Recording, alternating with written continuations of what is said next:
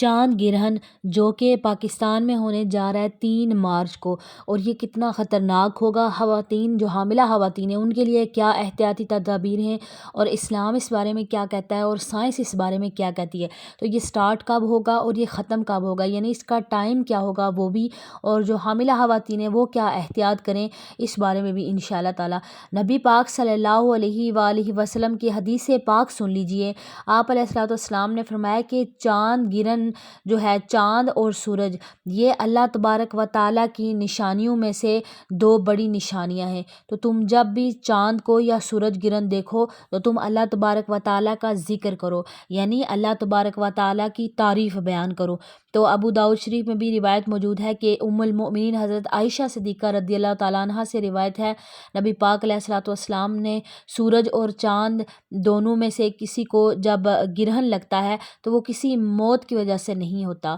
پس تم جب اسے دیکھو تو اللہ تعالیٰ کو پکارو، اس کی کبریائی بیان کرو اور صدقہ کرو۔ یعنی نبی پاک صلی اللہ علیہ وآلہ وسلم کی ظاہری حیات میں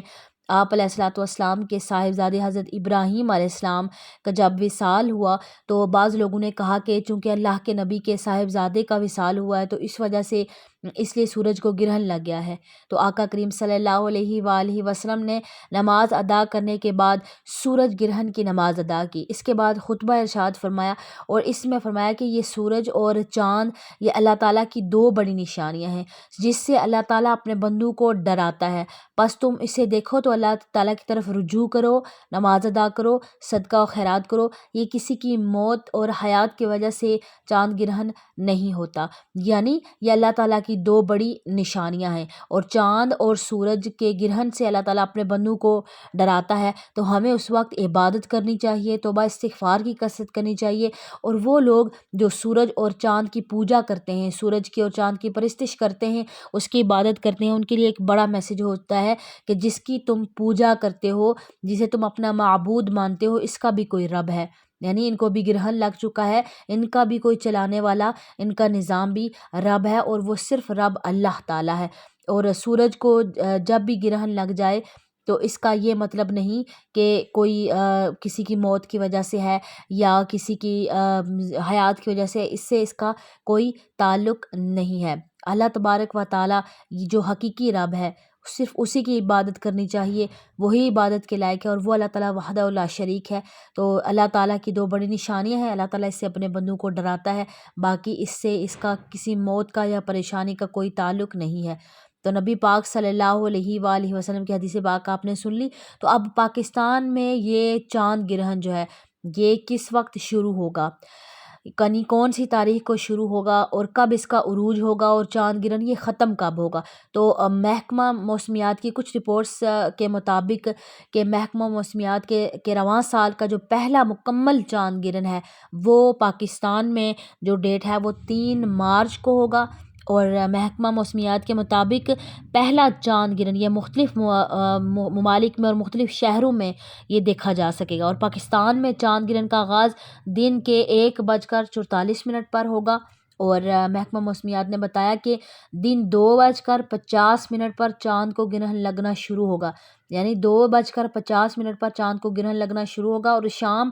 4:05 پر مکمل چاند گرہن کا آغاز ہو جائے گا، یعنی کچھ چاند گرہن شام 4:34 پر اپنے عروج پر ہوگا، اور جو مکمل چاند گرہن ہوگا، اور یہ 4:34 پر عروج پر ہوگا، اور پھر 5:03 پر مکمل گرہن ختم ہونا شروع ہو جائے گا، اور رات 7 یعنی 3 مارچ کو رات کو 7:23 پر چاند گرہن مکمل طور پر ختم ہو جائے گا۔ یہ جو محکمہ موسمیات کا کہنا ہے کہ چاند گرہن یہ ایشیا، آسٹریلیا، شمالی اور جنوبی اور امریکہ اور دیگر مقامات میں بھی دیکھا جائے گا، اور پاکستان میں بھی چونکہ رات کا ٹائم ہوگا، یہ رات کو ختم ہوگا، تو یہ چاند گرہن جو ہے اس ٹائم پاکستان میں بھی دیکھا جا سکے گا۔ تو خاص طور پر جو حاملہ خواتین ہیں، حاملہ خواتین کے لیے یعنی بتایا جاتا ہے کہ کچھ احتیاطی تدابیر کریں، وہ کون سے کام ہیں کہ حاملہ خواتین وہ نہ کریں، اور وہ کون سے کام ہیں جن سے انہیں منع کیا جاتا ہے، اور یہاں پر بہت ساری چیزیں سننے کو ملتی ہیں۔ بتایا جاتا ہے کہ خواتین جو حاملہ خواتین ہیں، یعنی جیسے چاند گرہن ہو یا سورج گرہن ہو، انہیں بتایا جاتا ہے کہ وہ کینچی نہ پکڑیں، تیز دھاری چیزیں نہ پکڑیں، چھری وغیرہ یا کوئی بھی اس طرح کی چیز، اس سے اگر وہ پکڑیں گی لوہے کی کوئی چیز ہے تو اس سے بچے کے اعضاء جو ہے وہ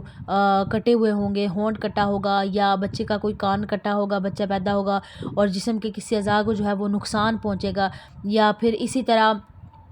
آگ کے قریب نہ جائیں، اس سے بچے کا جسم جو ہے وہ جلا ہوا پیدا ہوگا اور بچے کے جسم میں نشانات ہوں گے۔ یہ تمام تر جو باتیں ہیں نا، یہ ہمیں غیروں سے ہمارے اندر داخل ہو چکے ہیں، دین اسلام سے ان باتوں کا کوئی تعلق نہیں ہے، اور اسلام جو ہے وہ ان تمام چیزوں کو جسٹیفائی نہیں کرے۔ اور اسی طرح جو نبی پاک علیہ الصلوۃ والسلام کی حدیث پاک بھی ہے، ظاہری آیات میں نبی پاک نے جب دیکھا چاند کو گرنے لگا تو نبی پاک نے نماز کا طریقہ بتایا، صدقہ و خیرات کا بتایا، تو وہاں پر اگر کوئی ایسا خطرہ ہوتا خواتین کے لیے تو یہ اتنی بڑی چھوٹی بات نہیں تھی۔ اگر ایسا ہوتا تو نبی کریم صلی اللہ علیہ وآلہ وسلم ضرور ارشاد فرماتے، لیکن آپ صلی اللہ علیہ وآلہ وسلم نے ایسا کچھ بھی ارشاد نہیں فرمایا۔ تو اس سے یہ پتہ چلا کہ یہ صرف باتیں ہیں، صرف غلط فہمیاں ہیں جو غیروں کی طرف سے ہمارے درمیان رائج ہو چکی ہیں، جو داخل ہو چکی ہیں، جو ایک حاملہ خواتین ایک پریگننسی کی تکلیف سے گزر رہی ہوتی ہے اور دوسرا اس پر یہ ٹینشن ڈال دینا اور وہ اپنی طبیعت خراب لے یہ سوچ کر کہ چاند گرہن لگ گیا میں احتیاط کروں، اور اتنے گھنٹے احتیاط کرنا، اور پھر ذرا سی اگر بے احتیاطی ہوگی تو پھر